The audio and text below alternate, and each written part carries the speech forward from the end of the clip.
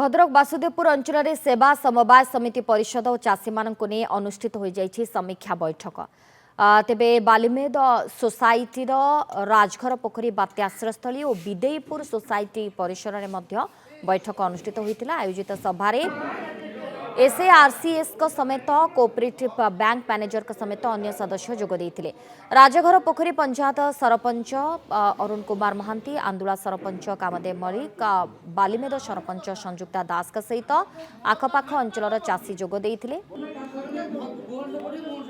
वार्षिक साधारण सभारे सोसाइटर आय व्यय सहित चाषी समस्या उपरे आलोचना करथिले। तुरंत धान मंडी खोलिबा को चाषी दाबी करथिले। अधिक धान उत्पादन हेउथबारु चाषी किपरि बिक्री करिवे ताकू नै चाषी प्रश्न करथिले।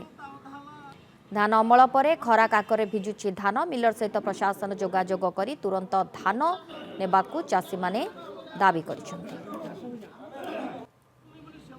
एबर्षर मध्य वार्षिक आय व्यय हिसाब मध्य ताहा माने पठन करागला।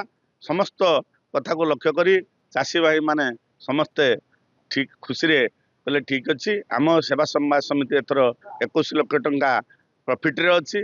तेणु समस्तंकर उत्साह समस्तंकर लक्ष्य भल भाव रे सुचारू रूपे परिचालित होउछु लिखि समस्ते उपलब्धि करथिले। चाषी मानकर जहाँ सबू समस्या से माने उपस्थापन कले समस्तंकर समस्या उपरे विस्तृत भाव आलोचना हला एवं आमे क्वेश्चन माध्यम उत्तर माध्यम समाधान करिछु।